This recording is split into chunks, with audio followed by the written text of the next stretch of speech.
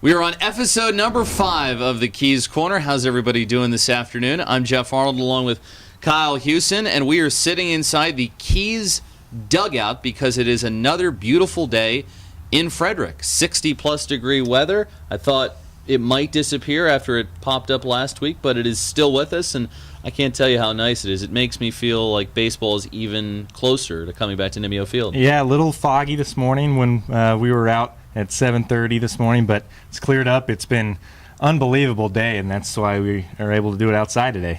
Yeah, unbelievable day here, and the weather is fairly nice down in Sarasota. There was some rain as we're filming this on Thursday. I heard there was some rain during the second inter-squad game, which was taking place.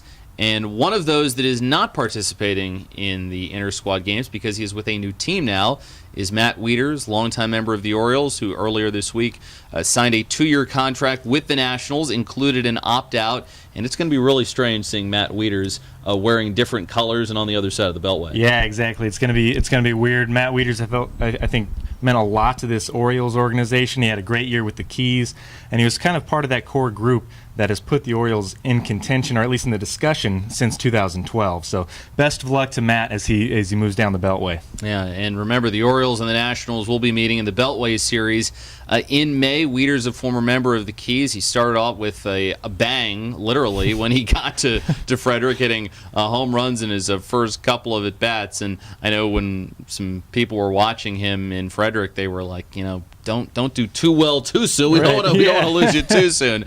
But happy trails to Matt as he begins his journey with the Nationals. Meanwhile, Zach Britton has had some oblique soreness in one of his obliques. He got scratched from the inter-squad game yesterday. I don't really think it's much of a cause for concern. He says it was something that if it was during the season, he'd be able to pitch through, but the Orioles are obviously taking precautions with their prize closer. Yeah, taking precautions, especially this early in spring training. Sometimes you're tight, things get tweaked a little bit. If Britton's not too concerned, then I'm not too concerned either. Yeah. Christian Walker, another former member of the Keys, some news coming out of camp was that he got designated for assignment, which means he was taken off the Orioles' 40-man roster because the Orioles added some new pitchers, and the guy that he was removed for, a guy by the name of Richard Blyer, pretty effective against left-handers while he was with the Yankees last year. Lefties hit 6 for 40 against him. I mean, you never can have enough of those situational guys in the bullpen. Yeah, not a bad batting average against, especially lefty on lefty. And in these situations, moves have to be made. And unfortunately for Christian, he bore the brunt of this one. But it's good to have another bullpen arm. Yeah, exactly. Blyer wasn't quite as effective against right-handed pitchers, but he's added a cutter to his repertoire, so that might make him an effective member of the Orioles bullpen. He also has options remaining, too, which is another key. So we'll see how Richard Blyer fares. Vidal Nuno is also added to the Orioles as well, in case you didn't see that news. And the final item was that earlier this week, the Orioles list of top 30 prospects, according to MLB Pipeline, came out. Personally, I'm not a big rankings guy. I think they have some merit, but I don't get too caught up in them. But either way, it's always nice to see a list where some of the Orioles' top prospects are maybe bound for Frederick this year, and a lot of them were in the top 10. Yeah, we could see potentially 5 of the top 10 in Frederick this year. Cody Sedlock, Keegan Aiken, Austin Hayes, Ryan Mountcastle, and we've already seen Jomar Reyes here. So there could be some exciting times in Frederick. Yeah, some good infield talent and some really good pitching talent. I think that could be a real strength for the Keys once the season starts, is that starting pitching. But the full list, MLB Pipeline, if you have an interest in that type of stuff, you can go there and look at who made the top 30 Orioles prospect list. We're excited to announce a couple of changes that are coming to Nimio Field this year. Hospitality areas are going to be improving, and one of the additions for this year is the Visit Frederick Triple Suite, which is going to be located, wait for it, on the suite level. No way, you're kidding. Yes, on the Visit Frederick Triple Suite is on the suite level of Nimio Field. It can house up to as many as 70 people, so it is great for big groups, company outings. If you have a really, really, really big family, then everyone should be able to sit up there. 6 different menu options to choose from. Once again, we're talking about the Visit Frederick Triple Suite. And if you want a full look at it, and actually our video guy Trevor is going to roll through right now. You can see on this Facebook Live video, which we took the other day, all the different areas that you can see here, the beautiful view of Nimio Field. So this is going to look a lot different once the triple suite is fully built, but this is kind of the space that we're working with right now. And we mentioned this on our Facebook Live video that we took on Wednesday, that it would be fun to broadcast a game from up there. It would be very fun to broadcast a game from up there. You get a great view. We talked about the view from the Mattress Warehouse Club and the double suite. Triple suite has just as good a view, if not even better. And it'd be fun to be up there with the fans as they're watching the game, have them be able to listen to us, maybe interact with them a little bit. But I'm really excited to see the finished product of the Visit Frederick Triple Suite. It'll be coming your way on April the 6th when the Keys have their first game of the year against the Carolina Mudcats. So if you want to book the Visit Frederick Triple Suite, make sure you do so quickly because it will book fast.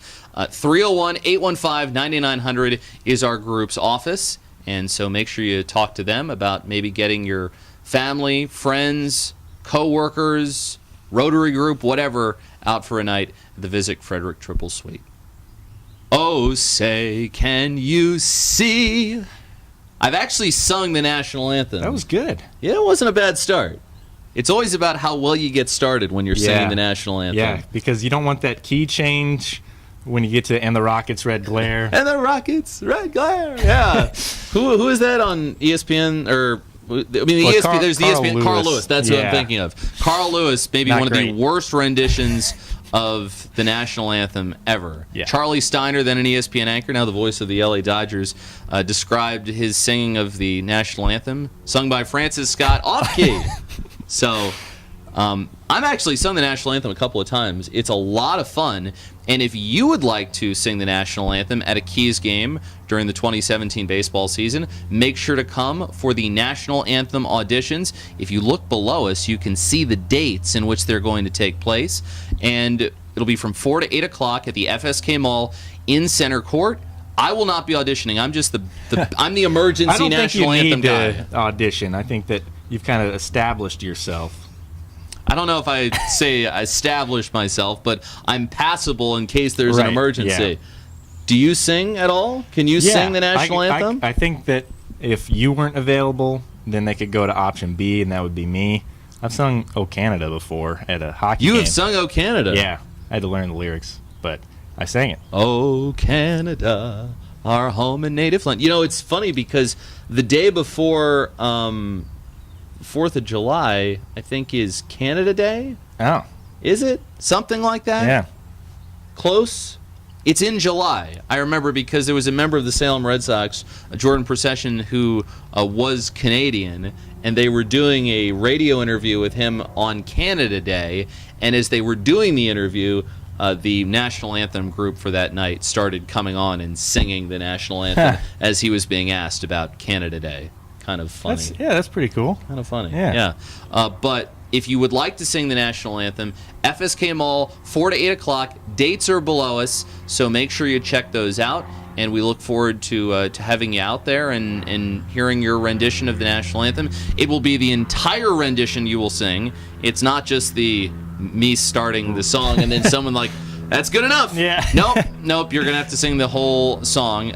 There will be judges from Key 103, 106.9 The Eagle, and also members of the Keys staff. I'm not going to be one of the judges.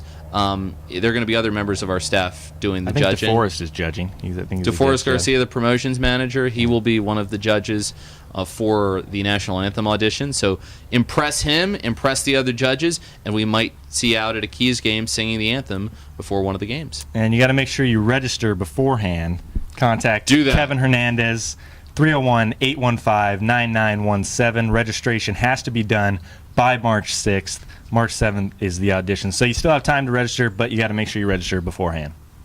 And that'll do it for edition number 5 of the Keys Corner. Once again, we're really thankful for having you along with us and for spending part of your day or your evening or whenever you're watching this. We're excited about bringing you great content all season long. If you want to follow the Keys on social media, you can like our Facebook page. You can follow us at Frederick Keys on Twitter and Instagram. We might even be getting a couple new forms of social media for the 2017 baseball season, but we'll have more about that a little bit later on.